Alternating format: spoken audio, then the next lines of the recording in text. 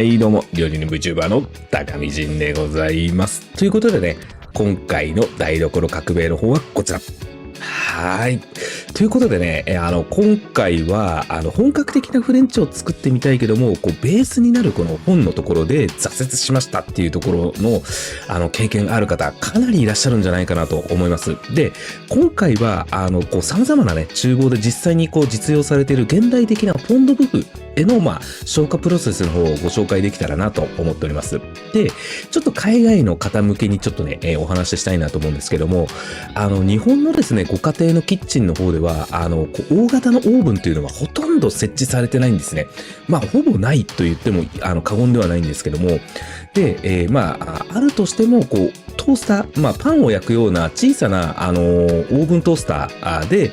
これが、例えばオーブン機能がついてたりっていうものがほとんどだったりします。はい。ですので、今回はそれを使った、形でフォンドブフへの消化プロセスをご紹介できたらなと思っております。ですので、ご家庭でね、無理して、この骨を焼いてとかっていうところを、無理してね、ゼロから作らなくても大丈夫ですっていうところですね。で、今回は、手軽に入手できるハインツ缶。こちらをベースに可能な限り、お店の味への引き上げをさせる魔改造レシピの方を構築させていただきました。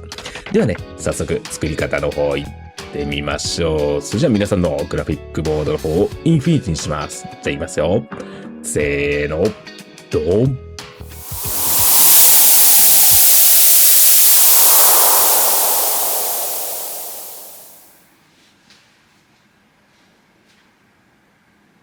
はい、ではね、ハインツ缶の方をご用意させていただきました。で、こちらなんですけども、1缶で 280g あります。で、今回ね、フォンドボーのこの缶を選んだ理由っていうのは、ご家庭でね、保管しやすいっていうところで、フォンドボーのこちらの缶詰の方を用意させていただきました。このままね、使っていただいても美味しくはできるとは思うんですけども、でもちょっとお店の味とは違うよねっていう、ところがあると思います。ではね、実際味の方を見てみます。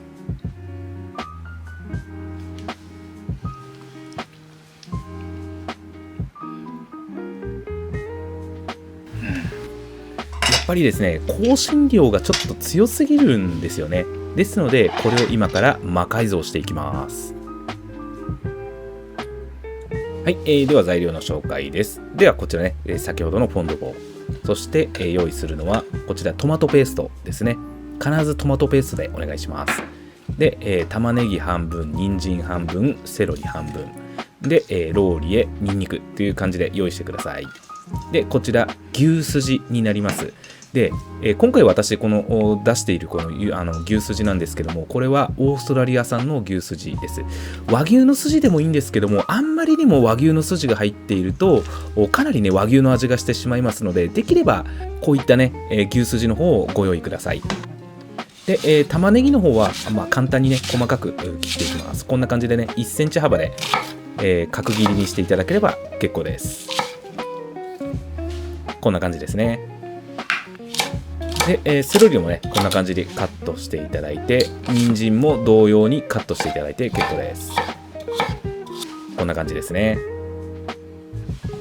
で、ニンニクは潰していただくだけで結構です。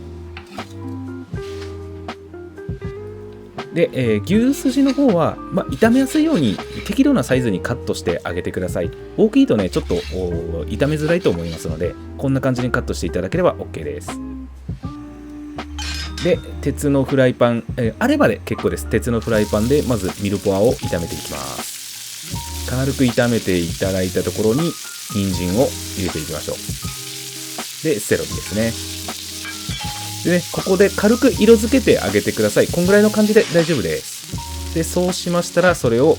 オーブントースターなんかで使っている鉄板の方に、そちらをね、敷いてあげてください。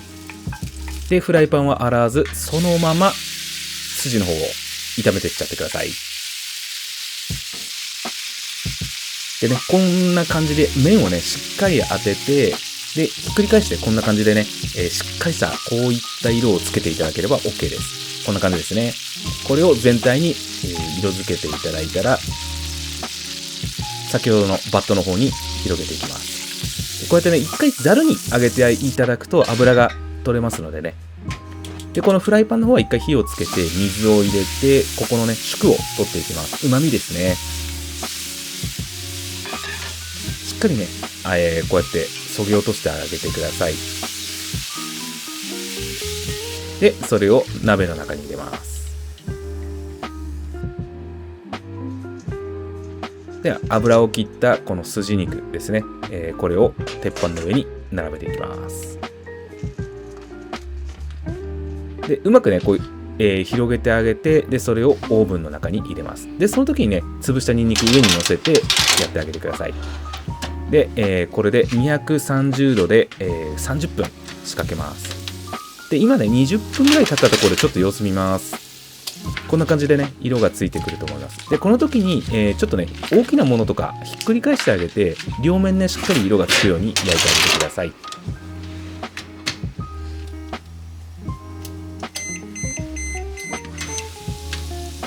で、こんな感じですね。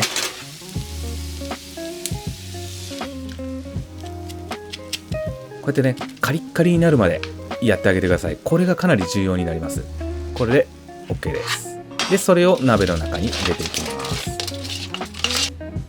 で、そこに半インチのフォンドボー入れます。で、お水ですね。しっかりここで入れてあげてください。で、トマトペースト入れます。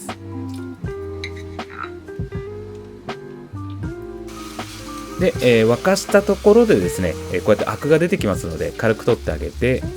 で、ここからローリエを入れて1時間。火加減はね、こんぐらいの感じでいっていただければ OK ですね。で、1時間経ちました。で、まず、こちら取っていただいて、で、まだこの様子を見るとですね、まだ2番が取れますので、それを取りに行きます。またね、この柄は、戻し入れてあげて、水を入れて、で、もう一回ここでトマトペースト入れてあげてください。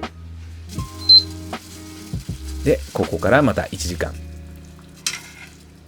油がね、わかりやすく浮いてきますので、それを取ってあげます。で、1回目に取った、こちらね、だしなんですけども、500g 取れましたね。で、こちら2回目。2番の方が取り終えました。はい。で、こうやってね、柄は取ってあげて、で、こちら計量すると 480g ですね。ですので、約 1kg 取れてることになりますね。で、こういったこのね、筋なんですけども、これ食べれるので、私はこれ、ちょっとね、甘辛く煮込んで、ちょっとね、牛すじの煮込みっぽくして食べてまいりします。で、こちらが、1番と2番のフォンになりますね。で、その1番と2番を合わせておきます。ちょっとね、映像には収めてないんですけども、シノワでこしております。ではね、これを冷やします。で、こんな感じでね、一晩経つとこんな感じでもう、ね、プルップルになってます。はい。で、上に浮いているこの油をスプーンで取ってあげます。簡単に取れますのでね、こんな感じで。はい。で、これをきれいに取っちゃいます。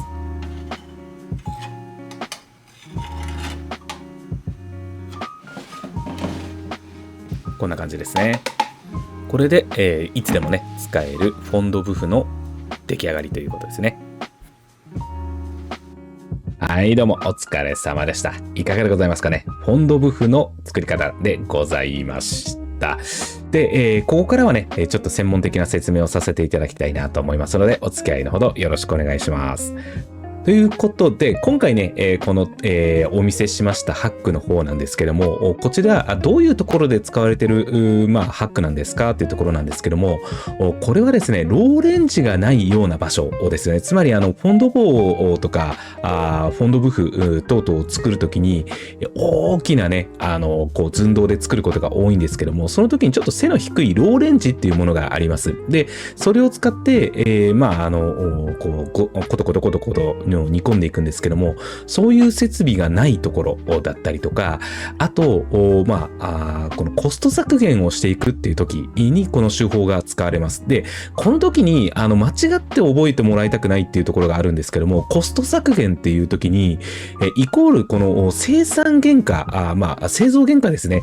製造原価というよりか、製品原価ですよね。その、トータルの金額を下げるためのコスト原価っていう、削減のためにやっているっていうわけではないんですよね。どちらかというと、この手法を使うときに、ほとんどの厨房で重視しているのは、時間コストの削減のためっていうところがかなり大きいです。はい。で、どういうことかというと、当然ね、コストも下がることは間違いはないんですけども、時間コストの方が非常に重要で、大体フォンドボをちゃんと作るとですね、まず1番のところで8時間煮込みます。で、2番のところで、大体3時間というところで、大体ローレンジを11時間分回さなきゃいけないっていうようなことになってきます。これは、あくまで、私がいた、レストランだったり、私がやる、フォンドボーの取り方っていうのが、基本的にこれぐらいの時間をかけたりとかします。大体子牛の量も一発で大体20キロとかっていう、そこに、ミルポアとかいろいろ牛すじとか放り込んでいきますので、かなり大きいものでやってるっていうのは、ご想像できるとは思うんですけども、それぐらいの時間をかけて、このフォンドボを取っていったりっていうようなフォンをね、取っていくっていう作業をします。で、これをですね、やっぱりローレンジだったりとか場所を取ったりとか、というところで、これを削減する、当然ね、そこにかかる人だったりとかっていうところも考えると、当然その人の部分も、現在、厨房の方では非常にね、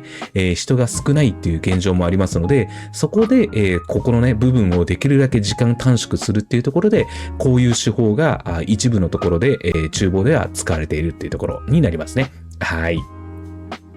でね、今回、ハインツ缶、280g のものを用意させていただきました。で、当然ね、冷凍品のもので結構美味しいものとかあったりします。はい。私も食品展示会の方で、こういったところを、歩かせていただいたときに結構味見はさせていただきました。で、ヒュメドポワソンに関しては正直そこまでまだ、レベルが追いつかないよねっていうところは私の下では感じてはいるんですけども、フォンドボーに関してはかなり冷凍品では、結構すごいの来てるなっていうような、レベルのものは結構あったりします。ただ、こういったものっていうのはあまり一般販売されていなくて、どちらかというとその業者間、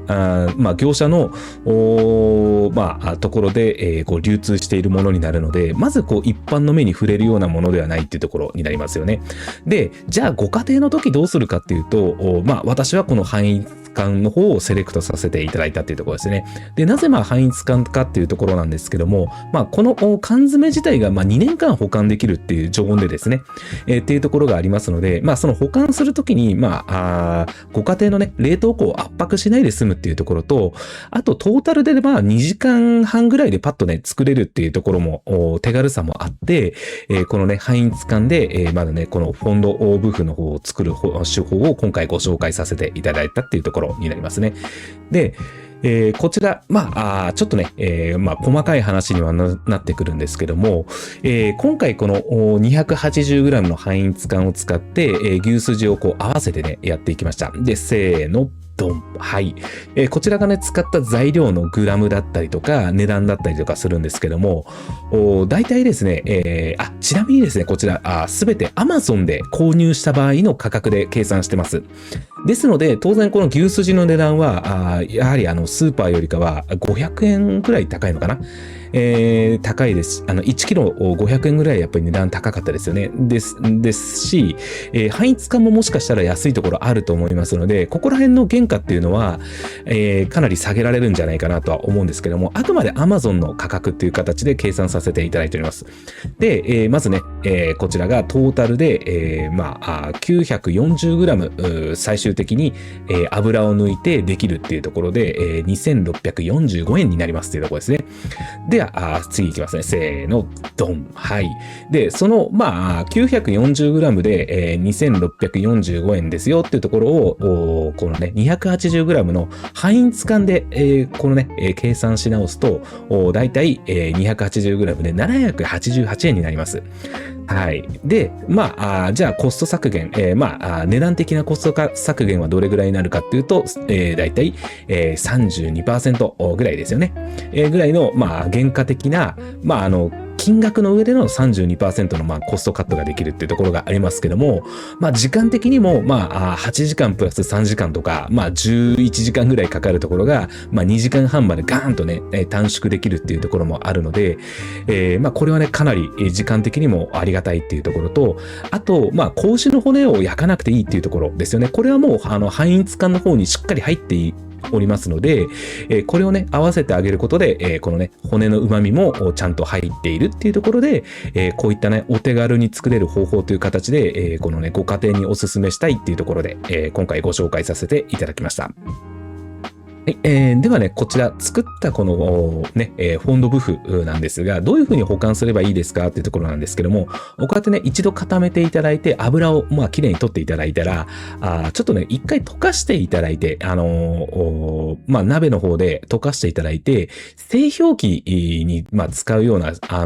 ですよね。あちらの方に流していただいて、で、それを固めます。冷凍して固めて、で、それを、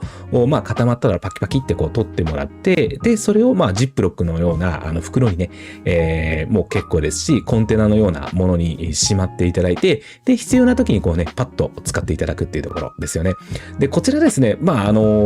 なり本格的な味になります。本格的というか、ほぼ、プロの味にかなり近いものになってますので、例えば、普段の、例えばカレーライスだったりとか、ハンバーグのソースだったりとか、またね、この私の作っているこのフレンチの動画で、こう、フォンドボを使ってくださいっていうところで、こちらをね、使っていただければかなり近い味になりますので、ぜひぜひね、ご活用いただければなと思っております。はい。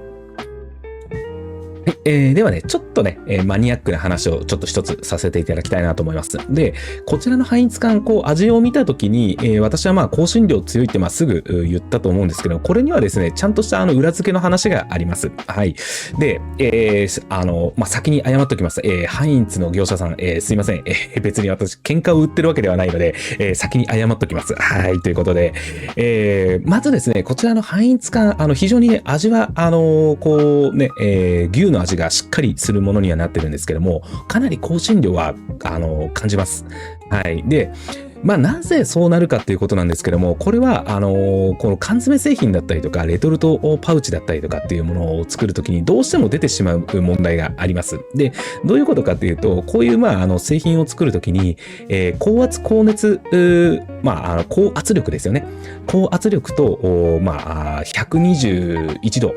とかっていうですね、かなりその高圧の中でその温度帯をだいたい確か4分間とかですよね。滅菌作業っていうことが出てくるんですけども、この滅菌をしてあげるときにですね、どうしてもこの出てくるレト臭、レトルト臭というものがあるんですよね。はい。で、そういうものがありますので、それをマスキングするためにどうしてもこの香辛料の風味を強くしなきゃいけないっていう部分があります。はい。それはね、おそらく、パッとね、うちのリスナーさん、本当に鋭い方多いと思うので、だからですね、レトルト食品っていうのはカレーが多いんですよね。はい、そういうことなんです。レトルト食品の、ああいう、缶詰なんかもそうなんですけども、高圧とか、高熱でやっていくと、どうしてもそういう独特の匂いが出てきてしまいますので、そういったね、香辛料でマスキングしてあげると、結構ね、そのマスキングで、その匂いが消えるっていうところで、そういう手法をとって、製品を仕上げているっていう部分があります。はい。ですので、これ、なぜね、私が、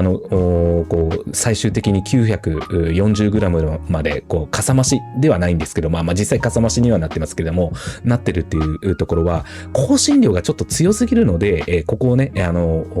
量をね、増やしていくことで薄めていくっていうところと、あと、牛すじを入れてあげるっていうところで、まずゼラチン質をちゃんと加えてあげるっていうところですよね。それとですね、どうしても、こういった製品ものに関しては、冷凍のね、私、食品展示会回ってきた時に、冷凍のフォンドボーなんかでもそうなんですけども、香りのレイヤーが作れないっていうところがやっぱり大きいんですよね。どういうことかというと、やっぱりこの、しっかり、オーブンで、色をつけたりとか、カリカリにしたものっていうのを、複雑に絡み合わせていって、で、香りを構築していくっていうところですよね。この香香りの出し方っていうのをやっぱりその場で出さないと難しいっていうところがあるので、こういったね、やり方をして、いただくと、かなりね、お店の味に近いものが作れるっていうところですよね。で、今回ブーケガルニ入れていません。ローリエ1枚で済ましたっていうところがあるんですけども、これもですね、やっぱり香辛料が強い、香辛料ハーブですよね。ここら辺の香りが強い、ところがあるので、あえてローリエ1枚だけに抑えて、全体的に希釈しながら、ギュッとね、この牛の味を濃縮させたフォンドブフを作ったっていうところが、今回の大きなロジックになってきます。はい。はい、以上がね、こちらのね、ハインツ缶を使ったこのフォンドブフの作り方のご説明でございました。こういった、ご説明をした時に、じゃあそれってフォンドボより劣るんですかとかっていう質問とか、あると思うんですけども、そんなことはないですね。実際にこれをもし使ってみていただいて、じゃあ例えば普段のカレーライスだったりとか、ハンバーグだったりとか、ちょっとね、使ってみると、あまりの味の違いにビビると思います。あまりの、味の違いにビビって、あれうちの料理がなぜかお店みたいな味になったぞって多分なると思います。それぐらい結構、変化が出るような、ハックになりますので、まずね、ちょっとお試しいただいていただければ、その違いはね、一目瞭然かなと思いますので、ぜひぜひお試しください。そしてね、いつもハイプでの応援、そして、熱いコメント、チャンネル登録、高評価、いつもありがとうございます。いやー、もうね、ほんと、もう毎度のことながら驚かせていただきながらね、皆様の、考察だったりとか、あと、ご質問等々に、楽しくね、答えさせていただいております。本当にね、いつもありがとうございます。引き続きね、ハイプでの応援、チャンネル登録、高評価、熱いコメントの方お待ちしております。それじゃあね、また次の動画でお会いしましょう。またね。バイバイ。